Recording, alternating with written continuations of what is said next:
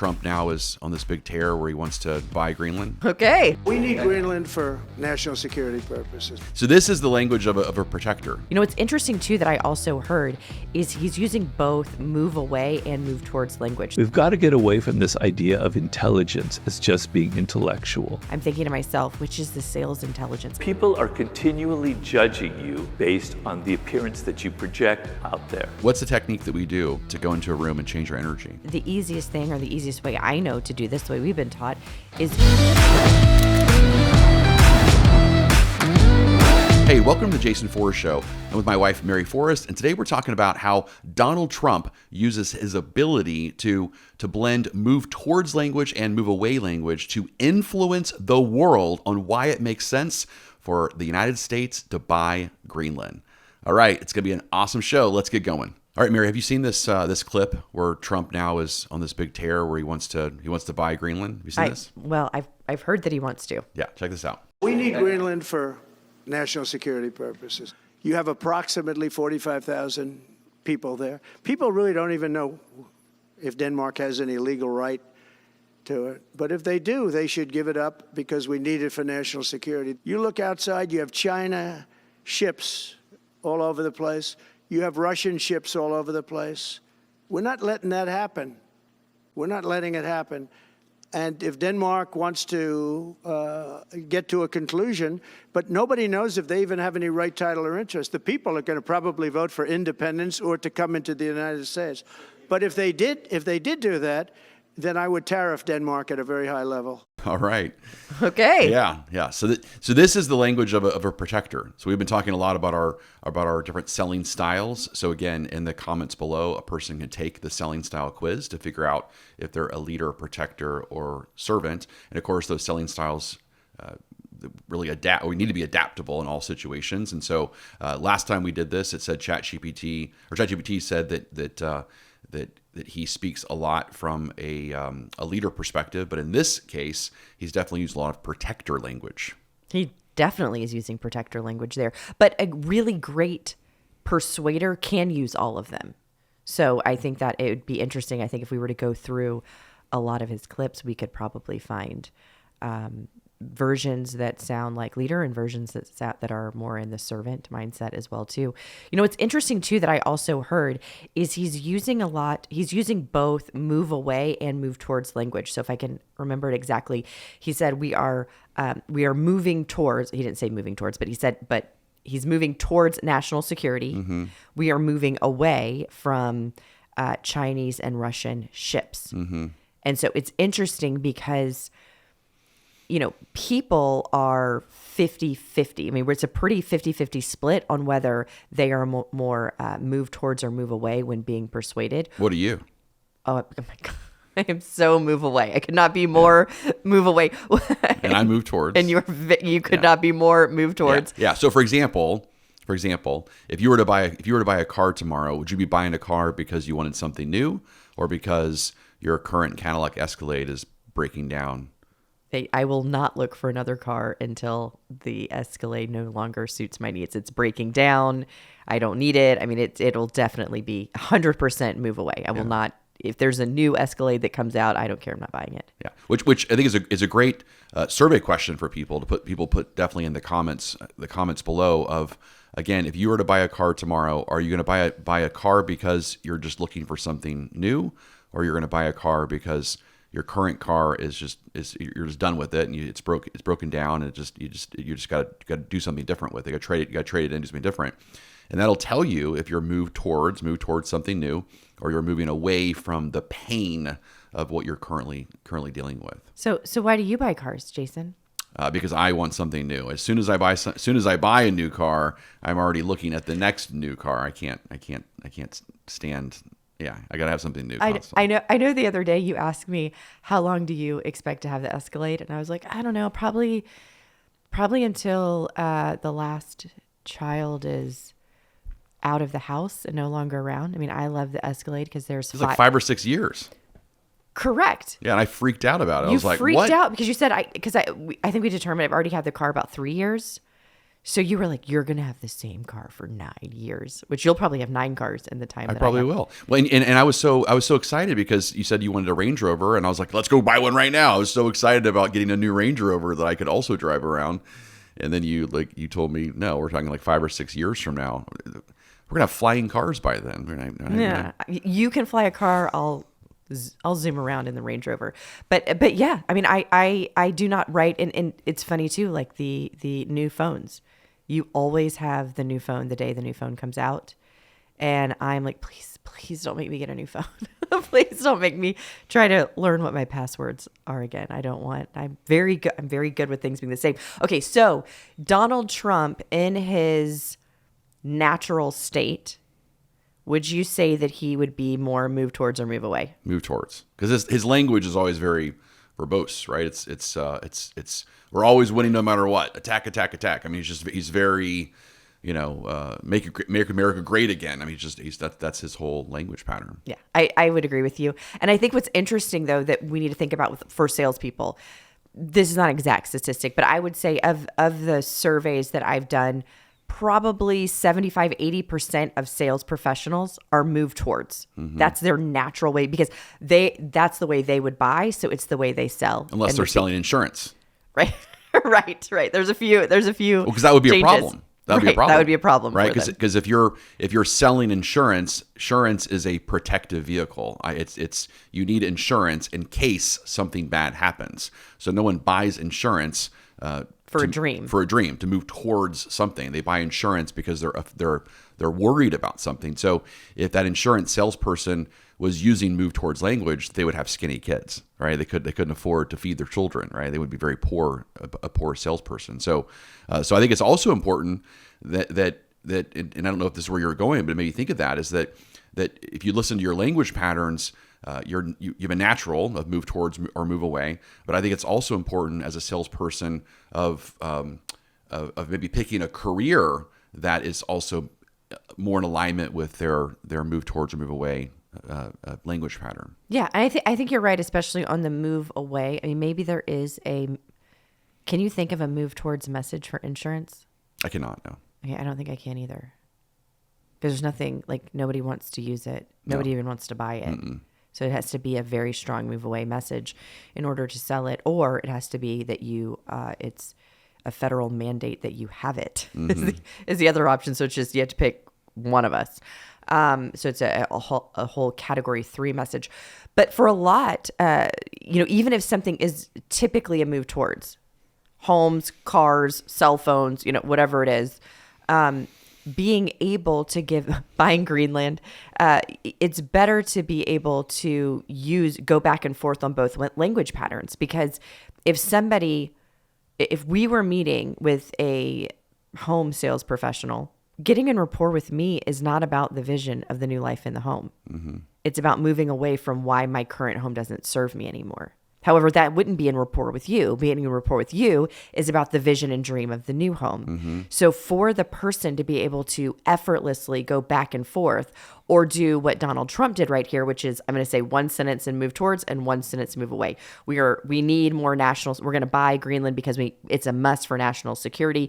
We cannot have these being so close to ships from Russia and China. So moving away from that. And so it's one sentence this way, one sentence the other way, basically saying the same thing. That's going to be, that's what is going to separate the really top performers in sales. So you could make a quota depending on where you're selling and what you're selling. You can make a quota going, speaking just one way, maybe, but you're never going to be a top person if you cannot do both. And a lot of people are naturally doing it, but it's a good thing to kind of listen to yourself and figure out the way you go. But I like your step 1, what makes you buy something, and that's going to tell you what your natural direction is. Well, and it makes me think of in very specific sales scenarios. So in the B2B world, again, this is a total stereotype for my own personal experience. But usually the CEO, entrepreneur in the organization is usually that move towards type person. Usually the COO, like I know our vice president of operations is definitely move away. So he's a move away type person. And that's usually pretty normal when you have that integrator operations type person. They're definitely more of a move away type person. And they should be. They're there to find the risk, in the organization and kind of slow things down. Usually the CFO is usually a move away type person. So from a B2B perspective, and you're selling to multiple stakeholders, it's very important that that salesperson has the ability to flex both sides. So if they are more of a move towards, well, great. They'll be great for the selling to the vice president of sales. They'll be great selling to the head of marketing. They'll be great selling to the owner or the CEO. But as soon as they have to go sell to the other stakeholders, that CFO, that COO, these other types of people, they're going to have to change that message. And the same thing goes right on the selling the home side, on that consumer purchase, because I don't think I've ever met, maybe you have, I don't think I've ever met a husband and a wife that are both move towards or move away. It's that whole opposites attract thing. Because I think, unless, in my opinion, I think if both of them were moved towards, they would be broke. Well, I think Right? it's the thing. I mean, That you got a spender and a saver sort of mentality as well too. Your spenders are usually your move towards people, and your savers are your move away. So yeah, I could see that. I think that's going to be most of the time. Most of the time. So this would be an interesting thing, just kind of off the cuff here, thinking is if I was selling to a homeowner, I'm curious what kind of questions you would ask, because we want to kind of figure out like what the person is so that we can adapt our message to them. Now, obviously, you could just do a blanket concept, kind of like what Trump's doing, and then in every message that you have have a little bit of move towards, a little bit of move away. But sometimes you have to direct your message to one person. So either again that husband or that wife or that different stakeholders, business. And so, for example, let's say I'm selling a home, and I think a great question would be, let's say it's this new brand new home, brand new master plan neighborhood. And so I think a great question would be, so I'm curious, what has you most interested in this brand new neighborhood?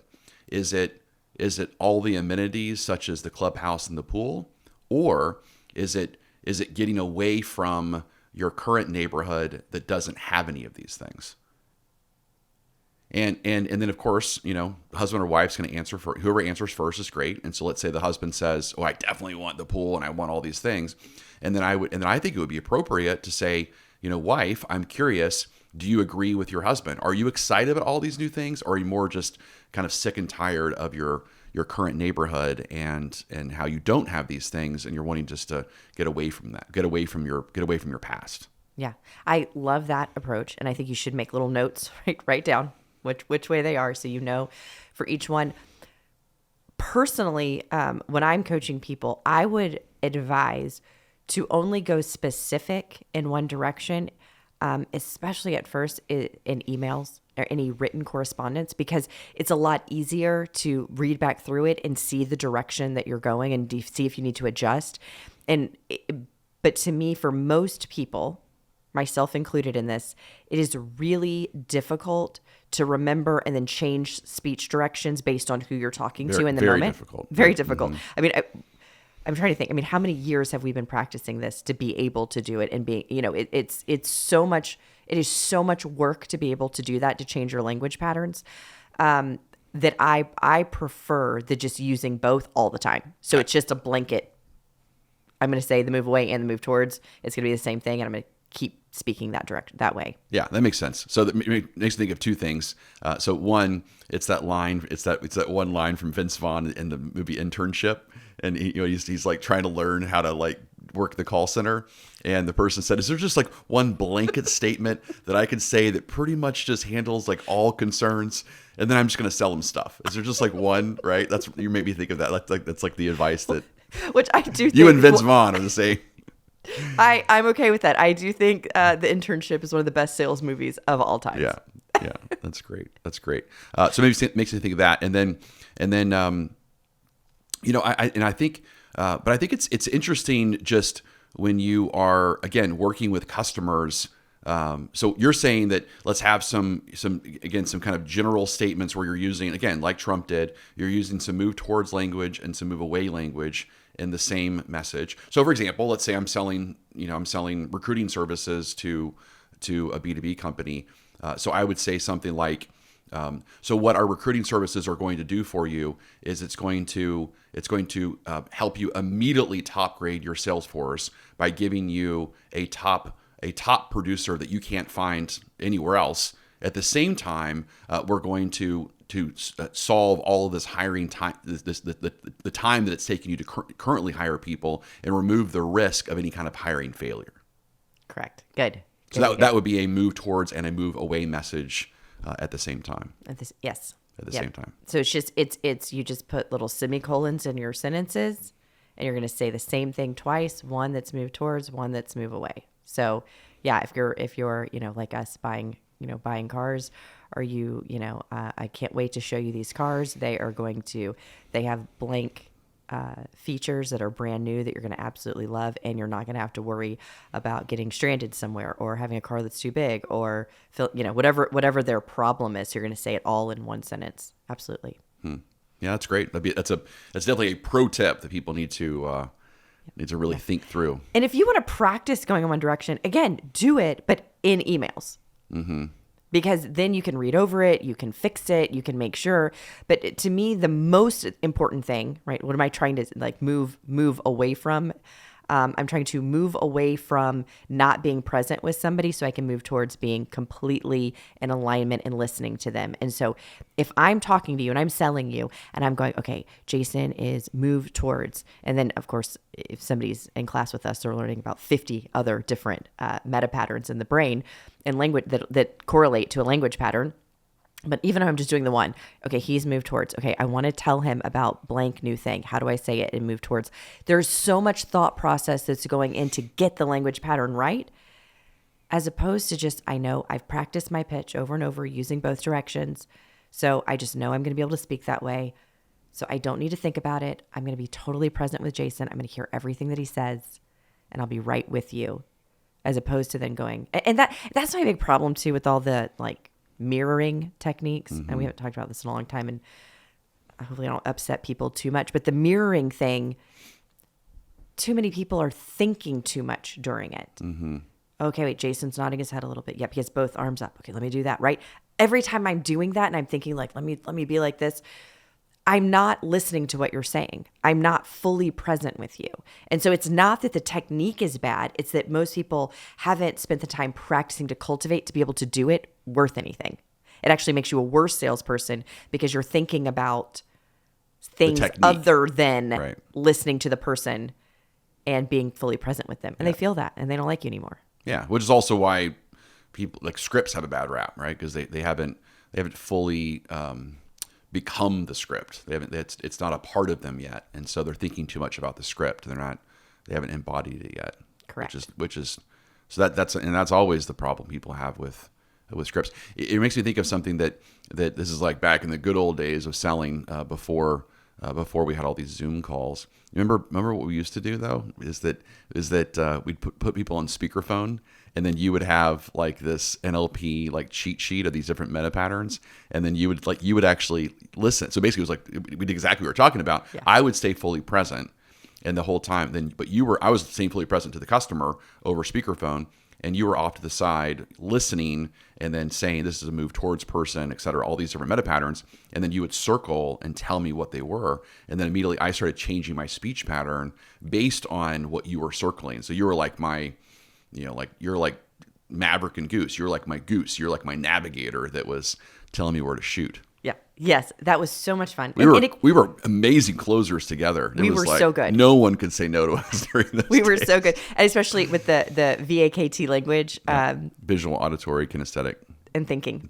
Yeah. Language patterns, looking at those. So then I'd start highlighting words and, words for you to put into your pitch. It was so great. But again, right, I mean, that was you and I. We're both top salespeople. We were in so many hours of NLP classes, and it was taking two of us with our full attention and presence to get it right in that moment. So the amount of time it took us to be able to do it on our own, I mean, we got there, but I don't think for most people it's worth the time that it will take to master it, when in, a tenth of the time you can just learn to use both language patterns and just use them and know that you're connecting. Mm-hmm. There's no reason to do what we did and master it at the level we did. It's just not necessary for most salespeople. Unless great. you just love it and it's fun for you, then do it. Right. Well, that's perfect. So that reminds me of one of my favorite authors of all time. His name's Robert Greene. He's written so many phenomenal books, Laws of Power, and just different phenomenal books. And I was watching this clip, and check this out, what he says about intelligence, and how each of us are wired completely differently and have different types of intelligence, which is great, because when I was a kid, I thought I wasn't very smart, but this explains why. We've got to get away from this idea of intelligence as just being intellectual. There's a book I recommend to a lot of people. I've probably over-recommended it, by Howard Gardner. He said there are 5 forms of intelligence. There's kind of a mathematical intelligence that has to do with patterns, often related to music. There's a social intelligence that has to do with dealing with people. There is kinetic intelligence, which is moving the body. There's word intelligence. There's another one, I can't remember what it is. Every brain has that natural inclination towards one of these intelligences. I compare it to like a grain that's inside of you, and that you have to move with that grain. You have to find it. And it's one of these forms of intelligence. You have it. You've got to find that one thing. And if it's sports, if it's dance, that's intelligence. Kobe Bryant, my idol, because I love basketball, he's a Michelangelo on the basketball court. It's intelligence. Parents like to say, well, no, you've got to go to law school. You've got to be this. You've got to be an academic, and blah, blah, blah. No, it's whatever is that grain of your brain that is natural. You've got to find that. I love that. Don't you love that? I do love that. Yeah, it's I mean, that it really does kind of contradict everything that we've really been kind of raised to believe. I remember when I was a kid, I did not have the best grades when I was a kid. I was not super into school. I don't know if I was just a boy, or I don't know. I just wasn't into school. But I was 100% into sports. I was always kind of the strongest guy in my school, one of the fastest guys in my school. But I remember back in the South, if you remember this, we had cotillion and etiquette classes we had to go to in the South. But I don't know why we don't make our kids. We don't have that kind of stuff for our kids anymore. But I would always be kind of docked for not having tact. And what they were saying, and they would tell my parents, is that. And I actually had to go back to cotillion twice. I literally failed cotillion the first time around because I just wasn't, I guess, obedient enough. But is that Jason speaks his mind too much. He's too opinionated, which is interesting because that's an intelligence that I had. I had an intelligence that I had an opinion, and I had an intelligence that I saw something was right or wrong, and I had and I opposed what I didn't think was correct, and I wanted to voice that, and I had an intelligence area. Now, gosh, thank God for this company that we now have, that we employ 36 people, that I didn't listen to that advice that day, because that turned me into a sales trainer and a consultant and a salesperson and a speaker and an author, and I write books now giving people my opinion on things. Yes. Yes, you do. And I think it's, I'm glad that you didn't listen, right? Which is part of it. Fun fact, all 3 of our kids have gone to cotillion, so it does still exist. They're there. I don't think it's as strict though as like back in the days. You're probably right with that. And I don't remember getting any feedback on anybody. Right. So I think maybe we're being a little soft with the feedback. Spent more time learning how to dance, not getting slapped for not having the right fork in the right spot. Okay. Yeah, that is true. That's back in the good old days when you get a knuckle whipping. Yeah. Yeah. Yeah. I mean, it's true. What's interesting here, though, is as he's talking about all the different types of intelligence, I'm thinking to myself, which is the sales intelligence? And I really think it's all of them. I mean, I think sales is one of those science and art forms together that takes all of them. The one that was kind of catching me up was the kinesthetic, the moving your body. So of course, as sales professionals, we don't have to be Kobe Bryant level of an awareness of our body.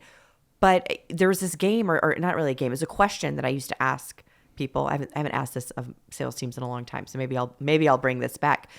But I would tell them, if somebody were to walk by you giving a sales pitch wherever it is, the car lot, the inside the model home, a retail store, wherever it is, a boardroom, they were to walk by the window and they were to look in.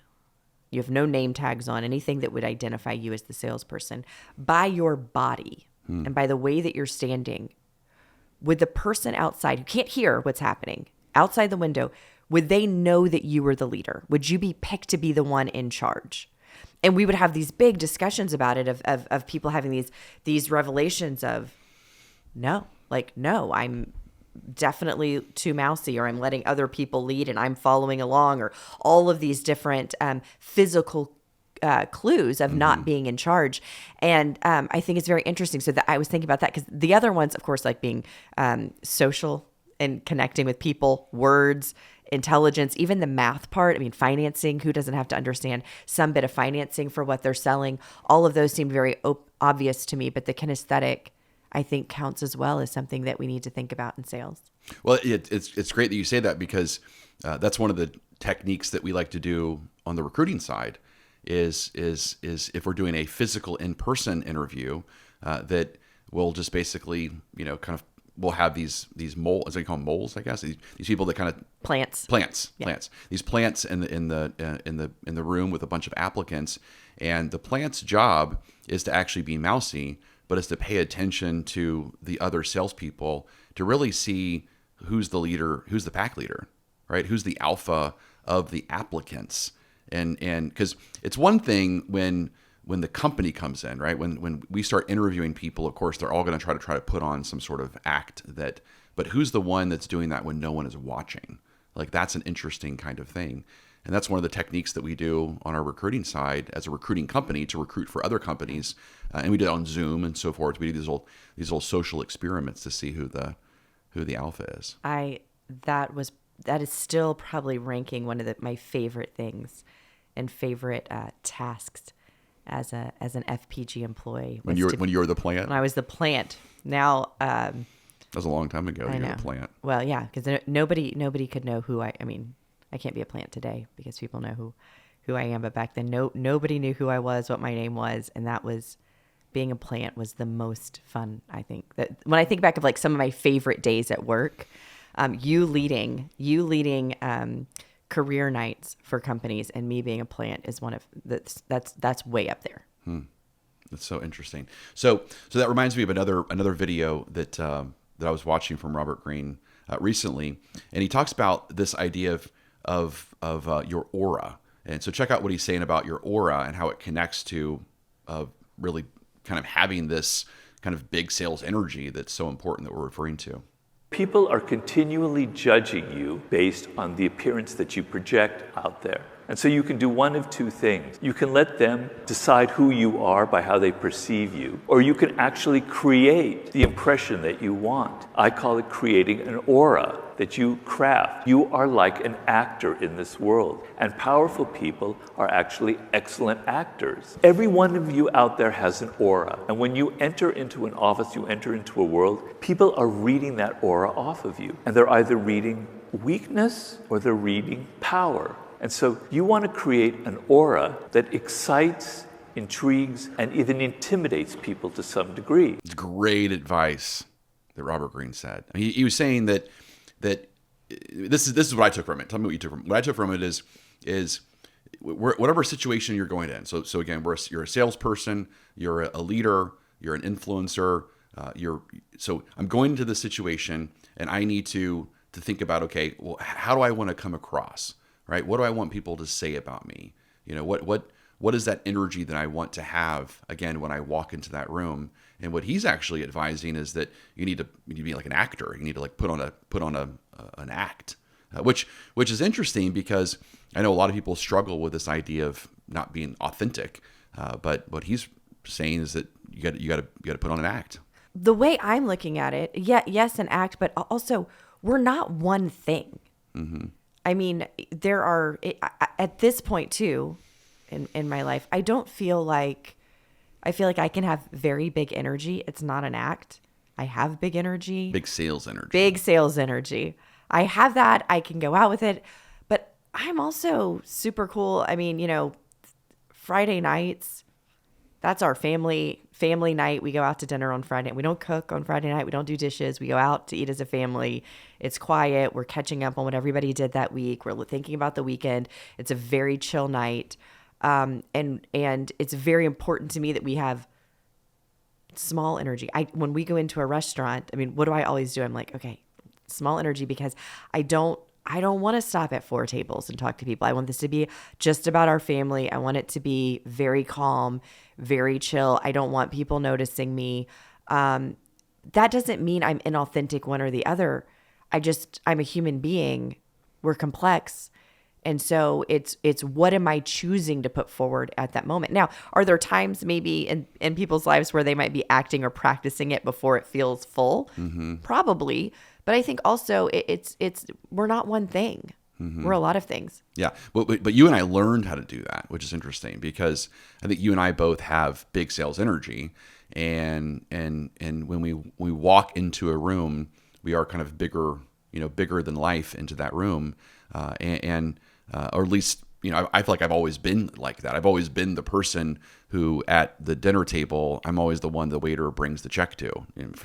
I can, for as long as I could imagine, even people much older than me, and I'm still the one getting the check, which is interesting. It's like, why am I the one always paying the bill here? It's just like, that's the energy that I originally put off until we started practicing learning how to play with our energy. And so what's the technique that we do to go into a room and change our energy? Yeah. So if you want to stand out and you want people to notice you, I mean, the easiest thing, or the easiest way I know to do this, the way we've been taught, is it's a visualization. Visualize your energy, expanding, coming out from inside of you. I'm closing my eyes because that's how I always do it.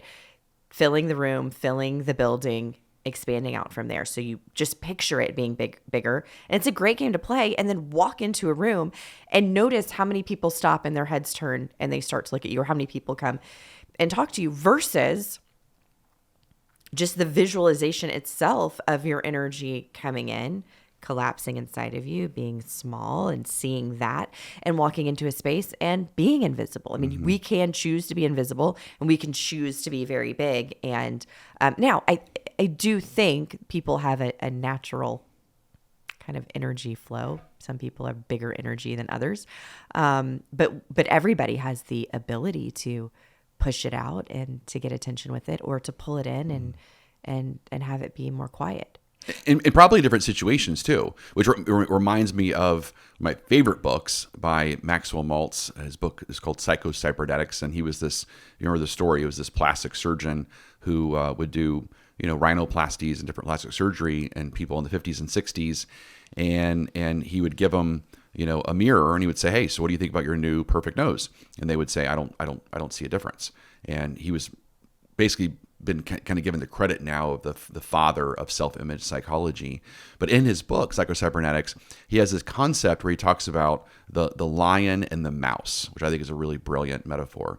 And he said, you could be, a CEO baller in the boardroom, and then all of a sudden that same CEO now goes to the gym next to a bunch of bodybuilders and starts acting like they're a mouse. They don't have that big sales energy anymore in the gym. Just the same, you have this bodybuilder weightlifter that is a total lion, right, in the gym, and then all of a sudden goes to a business scenario and acts like a mouse. Yes. It's just self-image. Well, and they're going to be treated differently by different people based on how they show up, and it's on them. And I think that's the hardest thing. Robert Greene's message is so nice, and it's so wonderful. It is that growth is so painful, and that realization. And if I think about it, you remember early on we'd travel and go to conferences, and I would get so worked up and so upset because we'd walk in somewhere and it'd be before we would speak, and they'd come over, people would come over and introduce themselves or running the thing, and they and what did they ask me? What was I always asked at the beginning? Well, you're asked if you're my wife or you're my assistant. Yeah, and both of them pissed me off a lot. You did not like that at all. No, because I so much so that when I asked you to marry me, you refused to use my last name. Yeah, it took a while, because at that stage of my life, it felt like I needed to make it on my own, and I knew that I was working hard for what I was accomplishing, but it felt so fresh and fleeting that I was afraid of somebody else thinking that my success or my title or my position or something was because I was your wife and my last name was Forrest, not because of me. Today, I don't care. So what advice would you give people to get through that faster? I mean, it's the hardest advice in the world, but it's to, there was part of me that really wanted at those times to believe that, everybody, everywhere we went, people were sexist and ageist. This was a sign of misogyny, that somebody couldn't believe that I was an executive, or they were ageist, that they didn't believe that I was an executive, at 30 years old, or, I think I was about 30 years old then, 30 years old, and being a girl. And so this is the problems with society and with our culture. And you know what? It wasn't. It was a problem with me. And we've got to get out of the victim mentality. And it is so much easier to blame everybody else. It is so much easier to say, no, I'm great. And they didn't see it because something's wrong with them. No, you want to know what? Mary showed up with little sales energy. Mary showed up not owning the space. And Mary showed up with a thought in her head of, do I belong here? Oh my gosh. And everyone felt that. And they treated me that way. And they weren't unkind. They were asking very innocent questions, but it felt really hurtful to me. And so when I made the shift, so the thing is for everybody else is, one is you can't blame anybody else. You are treated, and this is so hard. I know it's hard. You are treated in the way that you allow people to treat you. And so I had to change. I had to become more grounded. I had to have more belief. I had to do more inner work. I had to just incubate a little longer until we have the moments now where I am your wife, and I don't have anybody ask me, are you here as Jason's wife? In fact, what was it last year that somebody came up and as I was speaking and asked you, do you work with Mary? You guys work for her? Yeah, that was very humble. Humbling humble. That's not about you. It's just about, I was the one on stage, and but even before that, I walked into that room. That was my room, and I now own the room, and it was my space. And it's about doing the work yourself, but you can't do that work, and you never get there if you blame other people. You'll never get there. So you have to step outside of that and take complete ownership. And then it's interesting because once you take complete ownership, the world changes. All of a sudden, I don't live in a ageist, misogynistic world anymore. My world is very kind and open to all and very loving. But I had to change and do that. And that's tough. And that's why I'm like, his message is so good, but it's like, it was one of the hardest things for me to learn. Yeah. And which is so incredibly important to, again, own that space, and to really, again, just that phrase of I belong here and I own that space. Because I remember, again, when I was in retail sales, in selling very, very expensive homes, people would come into our homes and that we were selling. And I never once got the response of, I'm just looking, where are the models, leave me alone. I never got that. And I didn't even know that was the thing someone said until I started getting into training and sales management and helping other people. And they would say, yeah, I just can't really work with customers because the customers don't want me to work with them, and they're all in a hurry. They wouldn't say they don't want me to work with them. They just say they're all in a hurry. And it was an interesting kind of aha moment because I just never had that experience before. And I realized that I just kind of owned the room. I claimed that space. And so when people walked in, this was my house. This is not your house. You're not going to push me around. Like, I'm inviting you in, and I think that's important.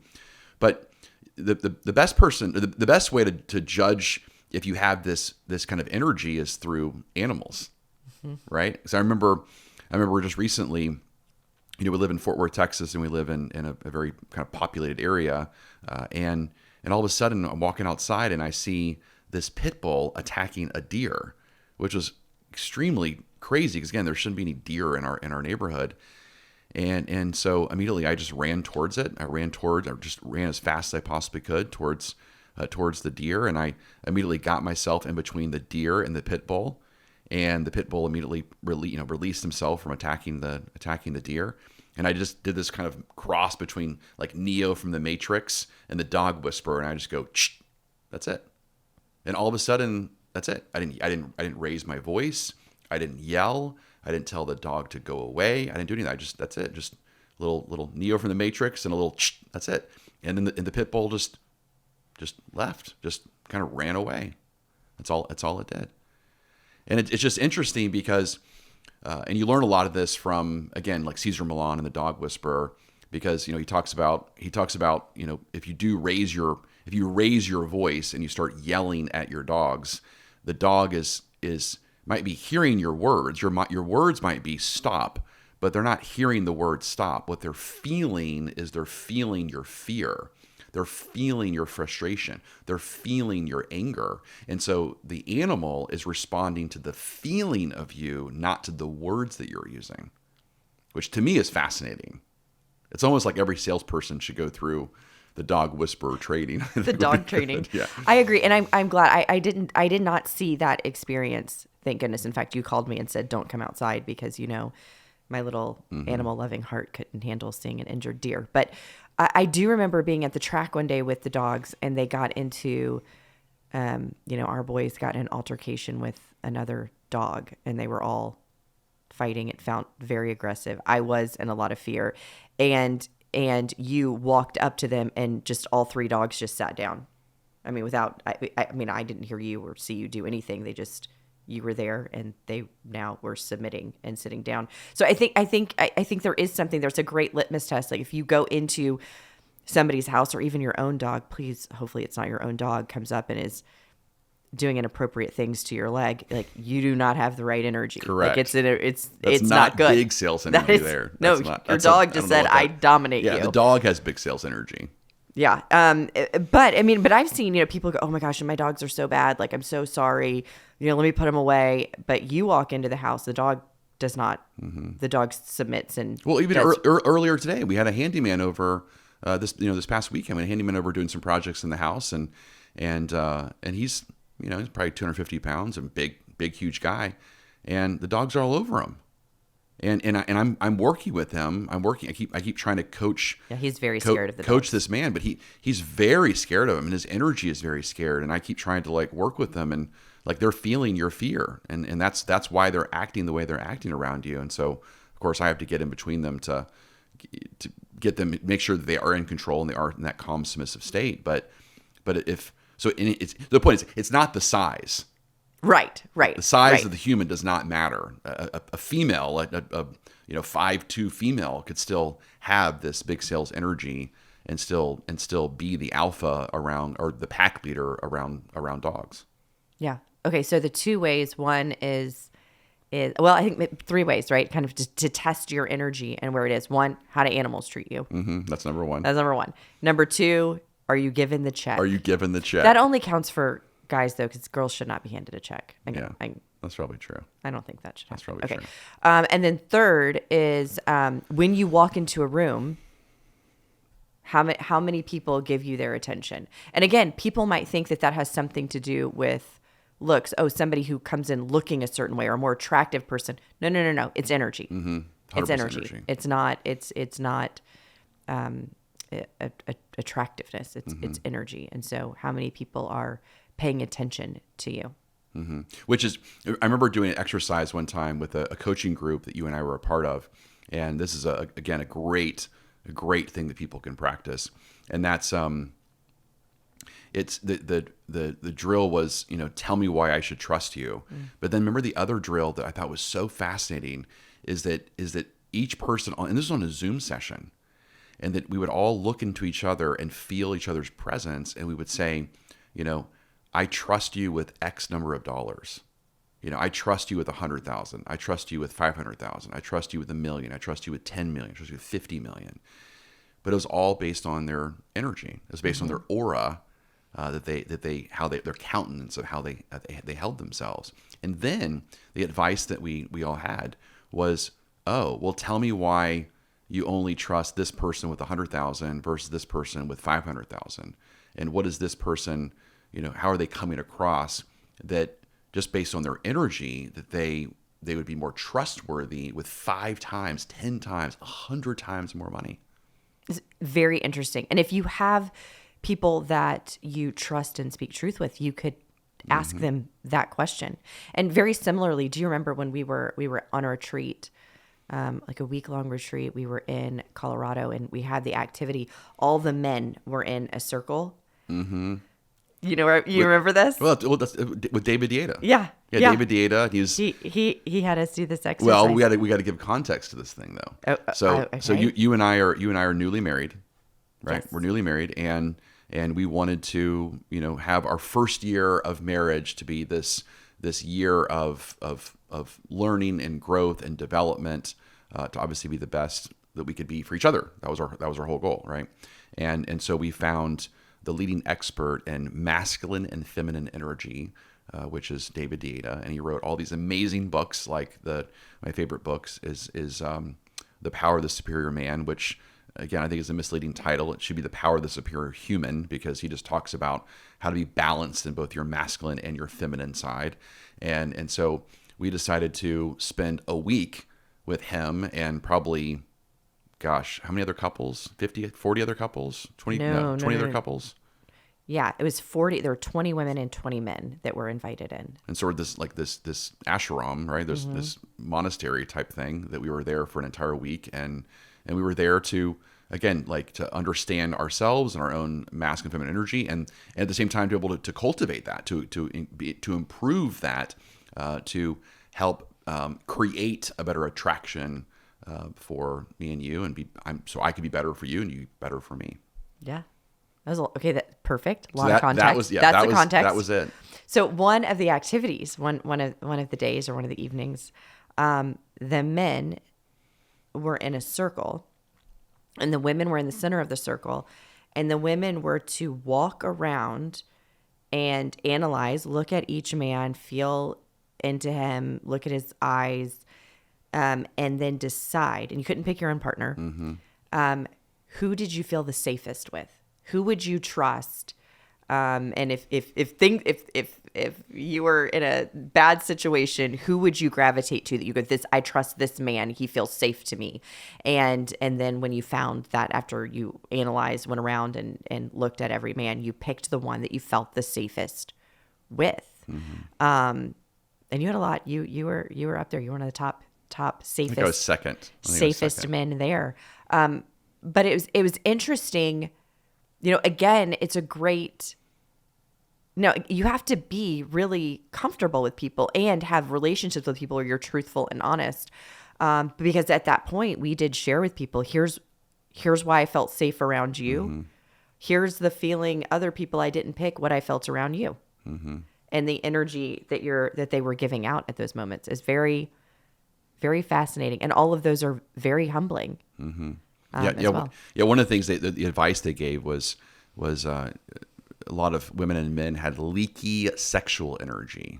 Yeah, that was an issue. That was a big thing, right? And they were basically, what does that mean? It means that they weren't focused on their sexual energy, giving that sexual energy to just their significant other. They were spreading that sexual energy to everyone. But again, I think this goes along with, again, Robert Greene's concept of your aura, because if you think about a salesperson, when you're working, multiple stakeholders, you're working multiple customers at the same time, a husband and a wife, or a CFO and a CEO and an owner and so forth.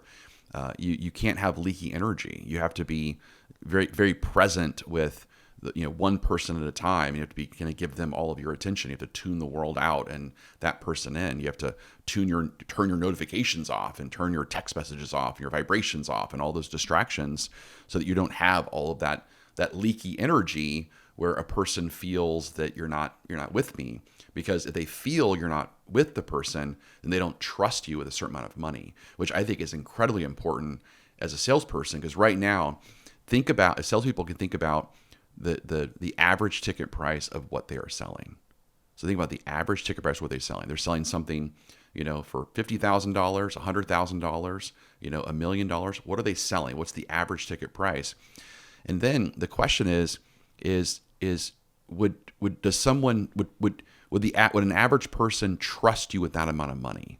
Like, are you trustworthy with $50,000 in cash? Like, are you trustworthy with that? Are you giving off that vibe that you're trustworthy with that? And that's important because, again, if I'm selling recruiting services or training services, and let's say it's a $120,000 purchase, well, the business owner and the CFO is looking to me to say, hey, can I trust Jason Forrest with this $120,000 spend? Can I trust him with that? Do I feel like he's going to be a good steward of this resource? And should I be able to do that? And that's important. And it's huge, right? And I think one of the number one reasons why salespeople fail is they might have the scripts memorized, they might have the words memorized, they might even put forth the effort in the sense that they might have the hustle, they might have the that hustle and that hunger, but they don't have the energy. That aura is lacking, and so they're not being something's off, right? It's like I don't feel good about this decision with this person, and that's because of that aura. Well, and I think that's something that's happening. Talking about that leaky energy. I mean, where that was coming up when we were there was. There was, it was with more than one, but the conversation came up with one couple that the wife was super mad because, I don't know, they were dancing. I don't remember what was happening, but we were doing something partner work. And husband was like, he was leaking. He was ogling he got women over here and women over here, and he was not. He had those sexy eyes somewhere else. Oh, they were everywhere. His little sexy eyes were everywhere. Good. It was not good. Oh, that was so awkward. So that happened. But think about that when you're selling to somebody and another person walks in. And now I'm splitting. I'm kind of looking at my prospect over here. I'm kind of looking at my prospect over here, and I'm not giving you the attention. I have this leaky energy instead of being super like grounded and, hey, I'm going to go greet them. You're my priority. I want you to think about this right now. I'll be right back. And you say what you're doing. You handle that.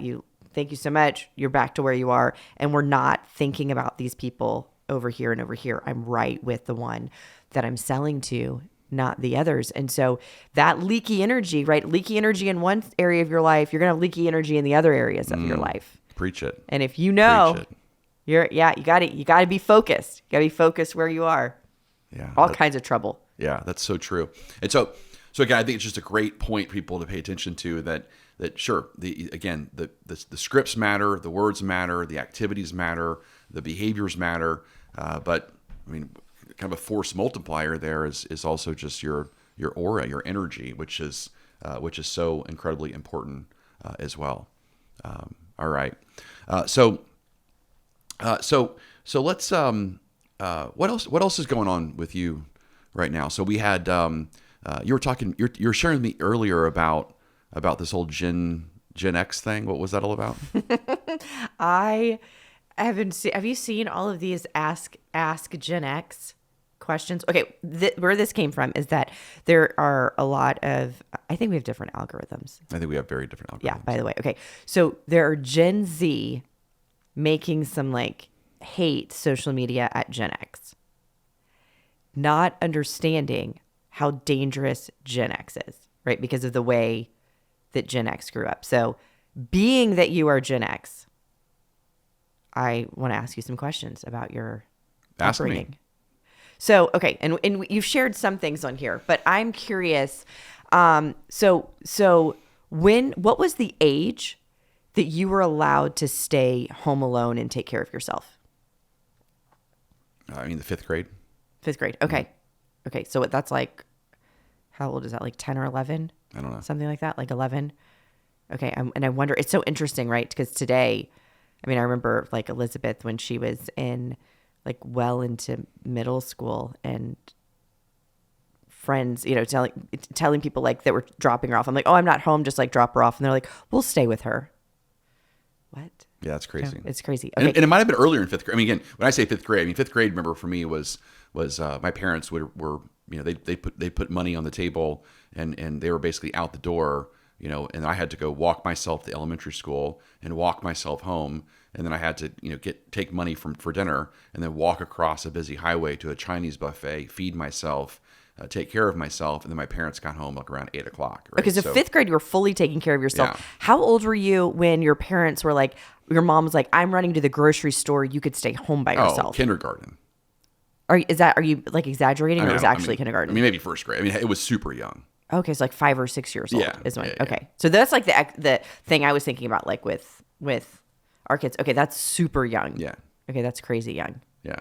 Okay, so what was the age? Remember also my mom, my parents didn't want to get interrupted when I was in my crib when I was younger, and so what I was told is they would put cornflakes in the crib, and so when I woke up hungry, I would just eat some cornflakes, and so to kind of nourish myself. It's really not a bad move. I might need to start putting a box of cornflakes next to the bed so you don't wake me up. Yeah. In the morning either. That was very self-soothing and very self-sufficient back in those days. With cereal. Yeah, it's a little cereal, a little bite. I mean, I was even told that I would even go to my parents and be like, "Hey, I think my diaper needs to be changed. I need you to change my diaper." Yeah.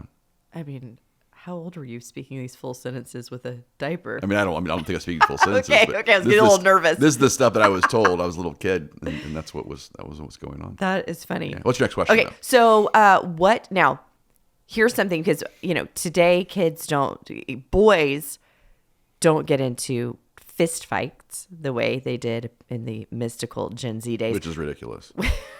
So what was the age of the first physical fight you got into? Oh, I don't know. Probably third grade, I would say. Were you friends afterwards? Yeah. Sometimes you just have to fight things out. Like that's just that's a thing. You just have to go.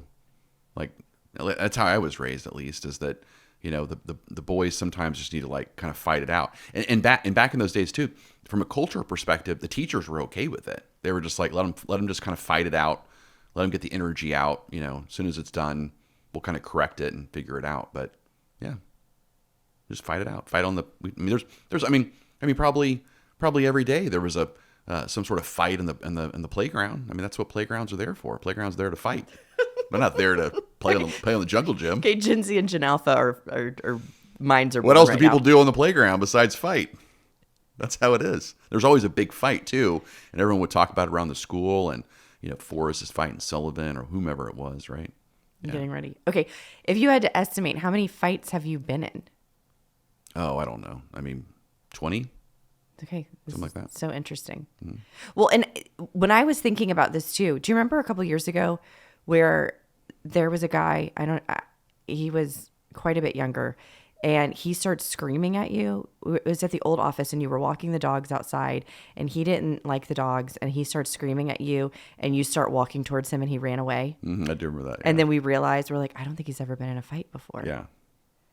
And I don't think that he understood that Gen Z grew up fighting. Like, that's how we resolve conflict. Right.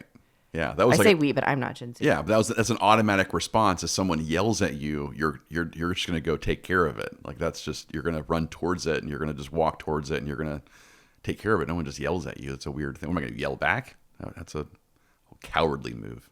So fascinating. How old were you when you had your first job? Not necessarily outside of the home, but like a responsibility you made, not like chores, but like something that you were. Yeah, like I'm working for a parent. Like I mowed lawns. I mean, as young as I can imagine. I remember I mowed lawns. So like I don't know, when do you start mowing lawns? 8 years old? Is that right? I don't know. I don't know. Young, super young.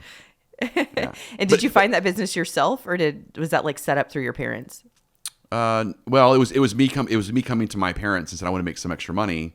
And I think I knew someone else that was mowing lawns, and so I just said, hey, can I use the lawnmower to go knock on doors and ask if I can mow their lawn for however much it was. And so I would do that, mow lawns and pick weeds and plant flowers and those kind of things. But everyone during that age had a job though. So we had like there's friends of mine that were like a paper boy, right? They would go deliver papers in the morning and stuff like that. What was the age when you first like went away? Like because I know you went and worked on the family farms in the summer. When was the first time you like got on a plane by yourself or left your parents for an extended period of time to go to the family or anywhere else? I don't know, probably same time period, like 8, 9, 10, that same time period, I would say. So fascinating. Yeah. I mean, specifically when I would go to Mississippi to go pick cucumber from the cotton fields, I did that in the summer. My dad, again, grew up in Mississippi, and so his big thing was he was afraid that me growing up in Dallas, or Plano, Texas, that I would be, too cityfied. And so he grew up on a farm and milking cows and all that kind of stuff. And so he wanted me to be part of that too. So he would send me over there for the summer. So I would spend my summers in Mississippi doing all that kind of stuff. And so they might fly over there with me for like a family reunion, but then they would leave me there and I would have to fly back. That's great. So how do you think all of those experiences affected you later when it came to your sales career or came to business? Well, I mean, it's just the belief system of again, it's like be self-sufficient, be self-sufficient. It's all on you. You're the problem, you're the solution. And so just all about, kind of self-reliance. I mean, when you're kind of taught from an early age to fend for yourself. And again, this is back in the days, I didn't have a cell phone until I was in college. So you couldn't call anyone, so when you're a kid from the 80s and your parents are at work and you can't really get a hold of anyone. It's kind of a weird thing, but I mean, I guess you could pick up a landline, but really just couldn't get a hold of anyone. It wasn't that accessible back then. And so you just had to kind of figure things out. You just had to kind of do things for yourself, which obviously is extremely important, as a salesperson, but it's also important as an entrepreneur, and it's also important just as a general employee. So, recently we just had a leadership meeting, and I had a very clear conversation with the leadership team because we're following the Traction EOS model, and in the Traction EOS model, it talks about how you have your goals and you have your key performance indicators, and then every week you have these like issues that you're supposed to kind of go through and talk about, and I made it very clear because I felt like my team, maybe I misread it, but I felt like some people on the team, they were misunderstanding my version of an issue. So for example, what Traction's, again, I'm completely wrong on this, but what people were interpreting was that if you're not making your sales numbers, then that's an issue. Or if you're not making some operational goal, that's an issue. And what I wanted to teach them, and again, that's probably how Traction teaches it, but I wanted to do my own version. And so if you take my kid from the 80s of Self-Reliance and I am the problem, I am the solution, and you combine that with Nick Saban and his whole belief system, which is we're not going to focus on the outcome, we're going to focus on the process, and the score will take care of itself. Well, you merge those things together. Well, I just had a very strong conversation with the team, and I said, look, sure, we're going to come up with our goals, and here's our goals that each department's going to have, on a quarterly basis, and you're going to reverse engineer those, and you're going to turn those into like mini activities that if you were to run those activities or run those processes or run those plays, then the goal will happen. The score will take care of itself. So the only issue that I want to see on the issue list is if it's not working. Like, so if the process that you've agreed upon, so if you've agreed upon, here's what I'm going to do, and here's what my team is going to do in order to achieve said goal, the only issue is it's not working. But if I ask you, you're not making your goals, your recruiting numbers, your sales numbers, your operational numbers, your client experience numbers, and then you go to the list and I say, well, what's your 20-mile march? What are the specific activities you're supposed to be doing? And they said, no, I just didn't do those. Well, then you're the issue. And that's the belief system of a kid from the 80s, is that the team, I think, was a little bit shocked by that message. Like, what do you mean I'm the issue? Well, I mean, and again, I don't think they didn't necessarily say that, but I think they were kind of shocked in my because that's the point. We're not going to wait. We're not going to have a meeting to discuss the issues. I'm not making my numbers, but you've agreed upon a set of activities and a process and a pattern, a strategy that you're going to do to achieve that number. But then if you're not making the number, it's either one of two problems. It's either problem is I'm following the process and it's not working. So great. So as a leadership team, we're going to be the knights of the round table. We're going to come together and we're going to figure out, oh, well, the process isn't working. Let's all come up with a better process. That's exactly what we're supposed to do as a leadership team. But the other option is I'm not following the process and I am the issue. And if you're, and that's what you should be saying in a leadership meeting is, hey, I'm not making my numbers and I'm also not following the process and I am the issue. Like that's what you should be saying, right? And maybe I have a little bit of autism in me. I don't know, but that's a kid from the '80s, and I think the newer generations, they go, oh no, I thought the issue is just that we're not making our numbers, and we should just like discuss the concept of the issue is not making our numbers. That's a waste of everyone's time. It's you have a process, follow the process. The process works, you make your numbers. If you're following the process and it's not working, then we got to change the process. Otherwise, you're the issue.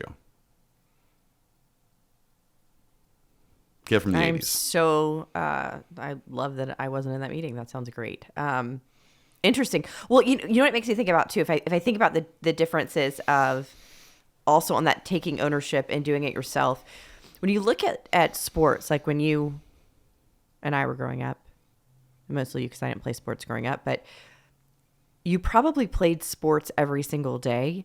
But one day a week was with a coach and part of a team, and the rest of it was self-governed by the kids deciding, hey, we're all going to get together and play basketball or play football. And so you played all the time, but it wasn't managed by somebody else. And it's interesting that today our kids as a society, and then even our kids, it's like overly managed by adults.